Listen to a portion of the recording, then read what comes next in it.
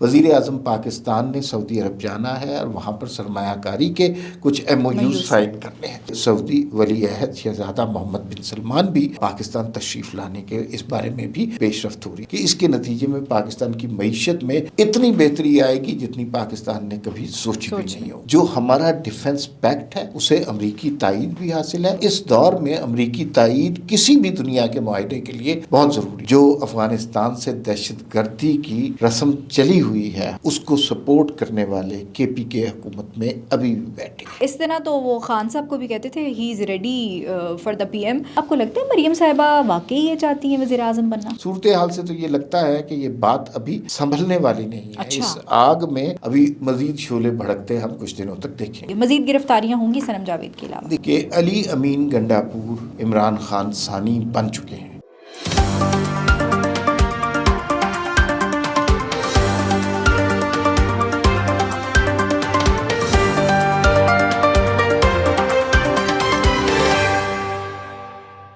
السلام علیکم، میں ہوں آپ کے ساتھ رمشا عارف اور آپ دیکھ رہے ہیں پروگرام وی ٹاک۔ ہمارے ساتھ میرے ساتھ موجود ہیں ناظرین۔ آج جن موضوعات پہ ہم بات کریں گے، سب سے پہلے تو آج اورکزئی میں ایک آپریشن ہو رہا تھا اور اس میں پاک فوج کے 11 جوان ایک کرنل سمیت جو ہے وہ شہید ہو گئے ہیں اور 19 دہشت گردوں کو ہلاک کیا گیا ہے۔ اس حوالے سے بات کریں گے اور پھر پاکستان کے لیے اچھی خبریں تو ہم نے دیکھا کہ جب سے یہ حکومت آئی ہے اس ٹائم سے آنا شروع ہو گئی ہیں اور سعودی عرب سے معاہدے کے بعد جو ہے وہ مزید اچھی خبریں آ رہی ہیں۔ وہ کیا خبریں ہیں؟ پاکستان میں سعودی عرب کا ایک اہم ڈیلیگیشن موجود ہے، وہ اس ٹائم کہاں کہاں میٹنگز ہو رہی ہیں، کیا ہو رہا ہے، اس حوالے سے بات کریں گے۔ اور پھر امریکہ نے پاکستان اور سعودی عرب کو air to air missile programme میں شامل کر لیا ہے، وہ کیا سٹوری ہے اس پہ بات کریں گے۔ اور اپنی پالیٹکس جو ہے اس ٹائم پہ اگر ہم دیکھیں تو ایک طرف جو ہے وہ دو حکومت کی جو اتحادی جماعت ہے ان میں آپس میں لڑائی چل رہی ہے اور اب اس لڑائی میں ٹوسٹ یہ آ رہا ہے کہ شاید مریم نواز صاحبہ وزیر اعظم بننا چاہ رہی ہیں۔ یہ کیا کہانی ہے اس پہ بات کریں گے۔ اور تحریک انصاف کی تو ہم دیکھ رہے ہیں جب سے خان صاحب جیل کے اندر ہے پارٹی جو ہے وہ تتر بتر کا شکار ہے اور جنید اکبر صاحب نے بھی کل کچھ باتیں کی ہیں، پھر صنم جاوید کی گرفتاری بھی ہوئی ہے، وہ کیا معاملہ ہے، اس تمام تر صورتحال پر بات کریں گے۔ ویلکم ٹو دا شو ہمارا سب سے پہلے تو آج جو اورکزئی میں یہ واقعہ ہوا ہے، ہمارے 11 فوجی جوان جو ہیں شہید ہو گئے ہیں، بہادری سے لڑتے ہوئے شہید ہوئے ہیں، کیا کہیں گے اس حوالے سے آپ؟ دیکھیے اس بات پہ مجھے جب اس طرح کی کوئی خبر آتی ہے فخر بھی ہوتا ہے اور بہت شدید غصہ بھی آتا ہے۔ فخر اس بات پہ کہ ایک لیفٹیننٹ کرنل ہیں، ایک میجر صاحب ہیں، 11 جوان ہیں، وہ انہوں نے وطن کی خاطر جان قربان کی۔ بالکل ایسے اور ایسے ہمارے بچے بہت سارے ہیں۔ آپ کو پتہ ہے کس طرح نہیں ہوتا کہ ایک شخص شہید ہوا تو 1000 جوان اس کی جگہ لینے کو تیار ہیں۔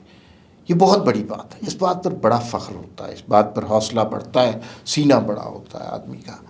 لیکن دوسری جانب مجھے دکھ اس بات کا ہے کہ جو دہشت گرد یہ واقعات کر رہے ہیں، جو افغانستان سے دہشت گردی کی رسم چلی ہوئی ہے ہمارے یہاں، جو لہر آئی ہوئی ہے، اس کو سپورٹ کرنے والے KPK حکومت میں ابھی بھی بیٹھے ہیں، جو نہیں چاہتے کہ ان دہشت گردوں کا قلع کما ہو، جو اب بھی چاہتے ہیں کہ وہ افغانستان جا کر بات کریں، جن کے اپنے حلقوں میں بھتے ہوتے ہیں، جن کے اپنے حلقوں میں پرچیاں ہوتی ہیں، جن کے اپنے حلقوں میں شام کے بعد حکومت کا کوئی کاروبار نہیں ہو سکتا، نو گو ایریا ہوتا ہے، اور وہ سارے لوگ وہ طالبان خان کی سوچ لے کر چلتے ہیں اور ان کی وجہ سے یہ دہشت گردی کے واقعات ہوتے ہیں، ہمارے نوجوان ہمارے بچے شہید ہوتے ہیں۔ تو میرے خیال میں دونوں چیزوں کا قلع کما کرنا چاہیے۔ ایک قلع کما کرنا چاہیے وہ دہشت گرد جو افغانستان سے آ کر پاکستان میں دہشت گردی کرتے ہیں، دوسرا ان کے ذہنی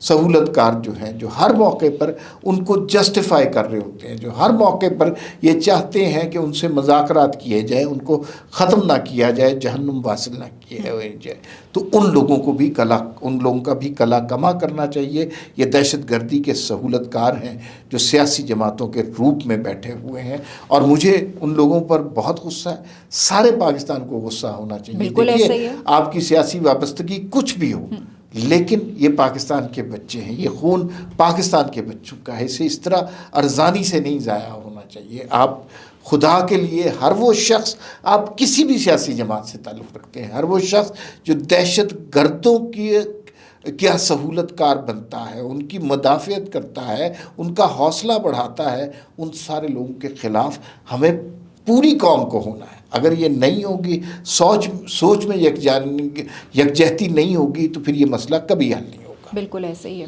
عمار صاحب، واقعی ہمیں ان جوانوں کو بھی سلام اور ان کے خاندانوں کو بھی جو ہے وہ سلام پیش کرنا چاہیے، اتنی بڑی قربانیاں جو وہ دیتے ہیں۔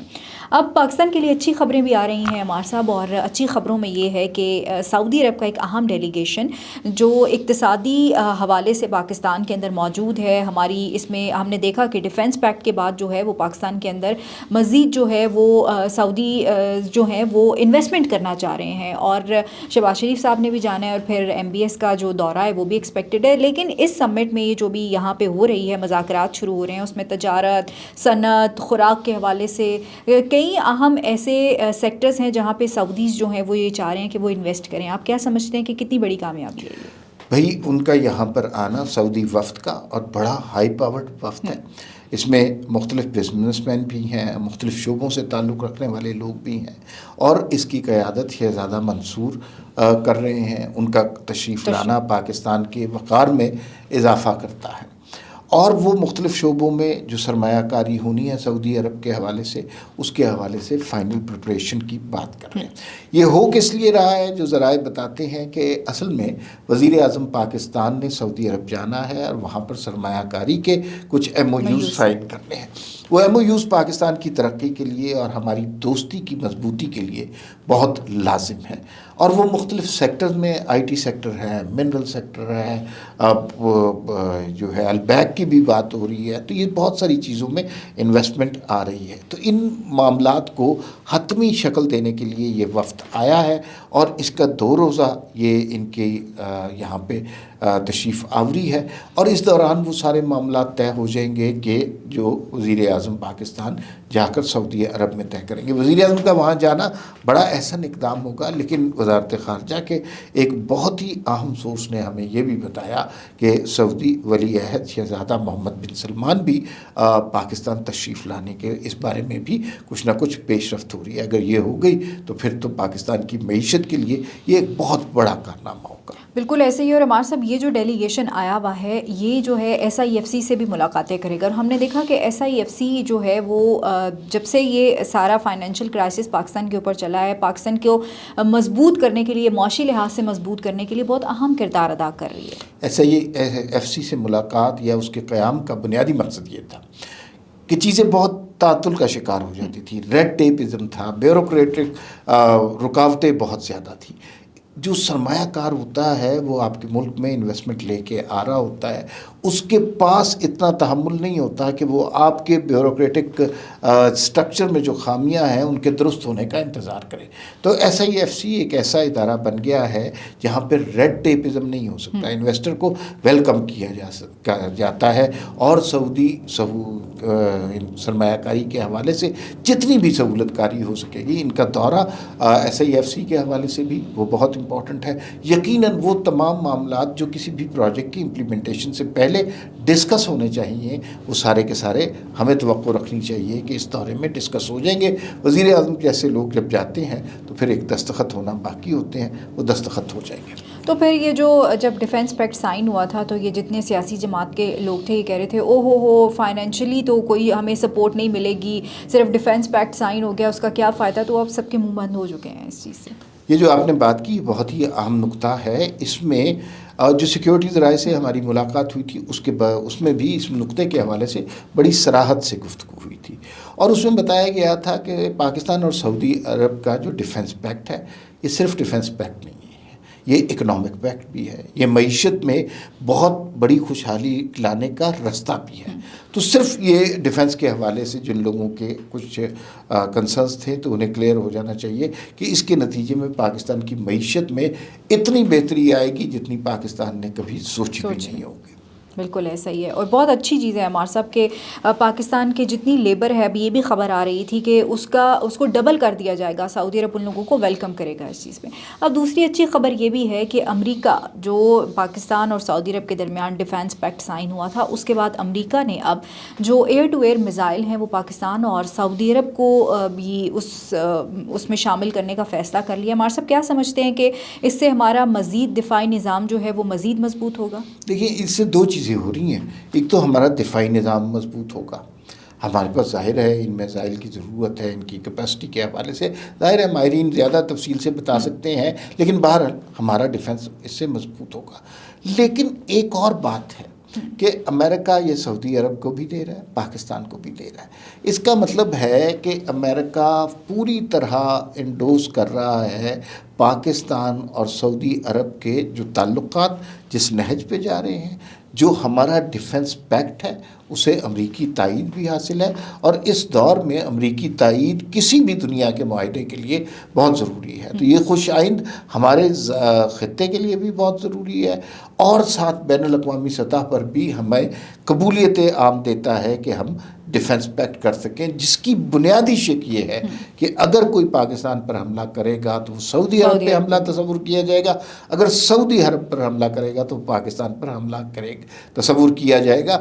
اس سے ہم نے دو دشمنوں کو نیوٹرلائز کر لیا ہے، ایک دشمن بھارت ہے، دوسرا دشمن اسرائیل ہے۔ اسرائیل خیر جرت تو نہیں کر سکتا، لیکن سعودی عرب پہ در اندازی کے خیال سوچ سکتا ہے۔ بھارت بھی ہمارے پاس نہیں کر سکتا، لیکن اب اگر بھارت پاکستان پر حملہ کرے گا تو وہ سعودی عرب پہ حملہ تصور ہوگا، بالکل ایسے ہی، اور لاکھوں کے حساب سے بھارتی وہاں ملازمت کرتے ہیں، ایک حکم پر واپس بھیج دیے جائیں گے۔ اسی طرح اسرائیل اگر سعودی عرب پر حملہ کرے گا تو انہیں پتہ ہونا چاہیے پاکستان کی ڈیفنس کی کیپیبلٹی کا، جس کے اندر نیوکلیر بھی شامل ہے۔ بالکل ایسے ہے، اور اس خبر کے بعد تو بھارت میں جو ہے نا وہ کھلبلی مچی ہوئی ہے، ہمیں نظر آ رہی ہے، ماتم کی کیفیت۔ بالکل ایسا ہی ہے۔ اب ذرا اپنی پالیٹکس کو بھی ڈسکس کر لیا جائے۔ ہمارے صاحب لڑائی جو ہے وہ ختم نہیں ہو رہی، مزید کشیدگی بڑھتی جا رہی ہے۔ کل رانا ثناء اللہ اور قمر زمان کائرہ ایک پروگرام میں موجود تھے، اور انہوں نے کہا جی کہ شاید وہ جو پیپلز پارٹی کا ایک نیریٹو تھا کہ مریم نواز صاحبہ یہ چاہتی ہیں کہ وہ شہباز شریف کی جگہ خود آ جائیں، وزیر اعظم بننا چاہتی ہیں۔ آپ کو لگتا ہے مریم صاحبہ واقعی یہ چاہتی ہیں وزیر اعظم بننا؟ اچھا دیکھیے، وزیر اعظم بننے کی تو خواہش کسی سے، ہر کسی کی ہوگی سیاست میں۔ جو لوگ ہیں، وہ کسی بھی کونسلر بھی ہوگا، اس سے پوچھا جائے کہ آپ وزیر اعظم بننا چاہتے ہیں تو وہ لیکن خواہش رکھنا، کیپیبلٹی پہ بھی بات کرتے ہیں، خواہش رکھنا تو کوئی بری خواہش نہیں ہے۔ کل جو پروگرام کے حوالے سے بات ہوئی، وہ میرے خیال میں صحافی لوگوں نے اس کو ذرا مرچ مسالے زیادہ لگا دیے۔ بات اس طرح نہیں ہوئی۔ کیا مریم نواز وزیر اعظم بنیں گی؟ تو یہ بات بالکل کلیئر ہے کہ مستقبل مسلم لیگ نون کا صرف اور صرف مریم نواز ہے، ووٹ کی پاور صرف اور صرف مریم نواز ہے، بیانیے کی طاقت صرف اور صرف مریم نواز ہے۔ لیکن اس کا قطعاً یہ مطلب نہیں ہے کہ وہ شہباز شریف کو ہٹا کے اسی ٹینیور میں اور چکر چلا کے انہیں گرا کے پھر وزیر اعظم بننا۔ اس کا مطلب یہ ہے کہ آنے والے الیکشن میں، اس سے آنے والے الیکشن میں ایک مقام ایسا آئے گا جب مسلم لیگ متفقہ طور پر مریم نواز کو وزیر اعظم کا کینڈیڈیٹ منتخب کرے گی، اور اس کو وزیر اعظم تو پھر بنے گی۔ عمار صاحب، رانا ثناء اللہ صاحب کے بیان کو پھر ہم کس طرح لیں؟ انہوں نے کہا وہ وزیر اعظم بننے کی تیاری کر رہی ہیں۔ اب شہباز شریف پہ ہے یا نواز شریف پہ ہے کہ شہباز شریف صاحب جب بھی وزارت عظمیٰ سے ہٹیں گے تو مریم صاحب آ جائیں۔ آپ کو لگتا ہے نواز شریف بھی تو ہیں ابھی، وہ بھی تو بن سکتے ہیں؟ نواز شریف نہیں اب وزیر اعظم بنیں گے، لیکن مریم نواز تیاری تو کر رہی ہیں، بالکل کر رہی ہیں۔ ان کی تیاری پنجاب میں جس طرح وہ گورننس کا ماڈل لا رہی ہیں، وہ اس تیاری کو ظاہر کرتا ہے نا۔ جس طرح وہ اپنے پنجاب کی حفاظت کر رہی ہیں، لوگوں کی خواہش ہوگی کہ وہ پاکستان کی بھی اس طرح حفاظت کریں، تو تیاری تو ان کی پوری ہے۔ لیکن یہ بات اس میں آپ لوگ غلط لے رہے ہیں نا، آپ لوگ شرارت کر رہے ہیں کہ وہ وزیر اعظم کو اس وزیر اعظم کو ہٹا کر وزیر اعظم بنا، ایسا نہیں ہے۔ وہ آئندہ آنے والے الیکشنوں میں کسی سٹیج پر وزیر اعظم کی کینڈیڈیٹ ضرور ہوں گی، اور وہ شاید 10 سال کے بعد بات آتی ہے۔ ہاں 10 سال کے بعد آئے تو وہ شاید ان کے لیے زیادہ اچھا ہو، کیونکہ جلدی نہیں ہونے لگا۔ اس طرح تو وہ خان صاحب کو بھی کہتے تھے he is ready for the P M, تو اب جو ہے وہ جتنے ریڈی تھے نا، لیکن دیکھیں خان صاحب نے پنجاب کا کیا حال کیا، اور پنجاب کا حال اس لیے کیا کہ انہیں پتا تھا کہ نون لیگ کا ووٹ وہ نہیں توڑ سکتے، تو پھر انہوں نے کہا کہ اس علاقے کو ہی تباہ عمار برباد کر صاحب، دیا. پنجاب کا حال خان صاحب نے خراب کرنے سے زیادہ بشرا بی بی کا ہاتھ ہے پنجاب کا حال خراب کرنے تو میں. بشرا بی بی کس کی اہلیہ ہے؟ اور خان بشرا صاحب بی کے بی کو طاقت کس نے دی؟ وہ خان صاحب نے دیے. تو پھر اس میں کون سی ایسی بات ہے؟ تو بہرحال یہ وہ فیملی پالیٹکس ہے، اس کے اندر سب نے کمایا ہوگا. اچھا کوئی چلیں فرق یہ نہیں. بتائیں کہ کشیدگی کم ہوگی. محسن نقوی صاحب کو ٹاسک دیا ہوا ہے، بہت سے لوگ تو یہ بھی کہتے ہیں صرف فرینڈلی فائر ہے تو ختم ہو جائے گا. آج جو بیان آیا نا محسن گیلانی صاحب کا، محسن نقوی، موسیٰ گیلانی صاحب موسیٰ کا، گیلانی، اور انہوں نے یہ کہا کہ بھئی یہ معاملہ تو سی سی میں اٹھے گا. اب معاملات خراب ہو رہے ہیں. پہلے ہم اچھا، دیر تک یہ سمجھتے رہے کہ مسلم لیگ نون اور پیپلز پارٹی کے درمیان اختلاف جو ہے وہ اتنا سنجیدہ نہیں ہے، یہ حکومتوں سے نکل نہیں سکتے، یہ ایک ایگریمنٹ میں پھنسے ہوئے ہیں. لیکن جیسے جیسے اس اختلاف میں آگ لگائی جا رہی ہے، اب دیکھیے نا کہ سیکنڈ ایئر کے سارے لیڈر، چاہے وہ مسلم لیگ نون کے ہوں، پیپلز پارٹی کے ہوں، وہ بات کر رہے ہیں، بالکل ایسے اور ہی ہے. کھل کر بات کر رہے ہیں. کل پلوشا خان صاحبہ نے بڑی زبردست پریس کانفرنس کی ہے اور بڑی کھل کر باتیں کی ہیں. ادھر طلال چودھری کو دیکھ لیجئے، ادھر عظمہ بخاری عظمہ دیکھ لیں، بخاری مریم کو، اورنگزیب دیکھ لیں، سب بات کر رہے ہیں. سب بات کر رہے ہیں اور بڑے دبنگ طریقے سے بات کریں. تو جب یہ سارے لوگ بات کر رہے ہیں تو پھر اس کا مطلب یہ تو نہیں ہے کہ بات یہاں رک جائے گی.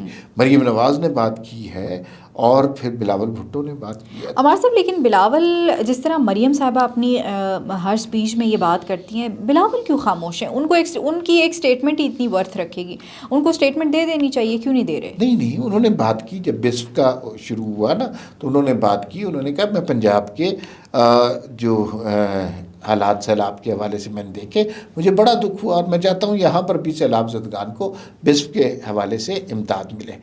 یہ انہوں نے سٹیٹمنٹ دی. اور مریم نواز کے حوالے سے انہوں نے، اچھا پیپلز پارٹی والے جو ہے نا، ندیم افضل چند بھی ہیں ہمارے بہت اچھے دوست ہیں، پیپلز پارٹی والے بہت زیادہ اگریسو نہیں ہیں. قاہرہ صاحب نے بھی کی تو بڑے تحمل کے ساتھ. نون لیگ والے زیادہ اگریشن کا مظاہرہ کر رہے ہیں اور آئی ڈونٹ نو اس کی کیا وجہ ہے، اور وہ بڑے فرنٹ فٹ پر جا کر کھیل رہے ہیں. ابھی دیکھیں صورتحال سے تو یہ لگتا ہے کہ یہ بات ابھی سنبھلنے والی نہیں ہے. اچھا، اس آگ میں ابھی مزید شعلے بھڑکتے ہم کچھ دنوں تک دیکھیں گے. پھر کوئی اور سیاسی جماعت اس سے فائدہ اٹھا سکتی ہے؟ کوشش تو اسد کیسر صاحب نے تو واضح طور پہ کہہ دیا کہ پیپلز پارٹی ہمارے ساتھ اتحاد کر لے. اب دیکھنا یہ ہے کہ ان جماعتوں کے اوپر اس اتحاد میں رہنے کے لیے پریشر ہے کہ نہیں. کیونکہ ایک بات یہ بھی یاد رکھنی چاہیے کہ ان کا اتحاد ٹوٹتا ہے، اس کا ایڈوانٹیج عمران خان کو ہوگا.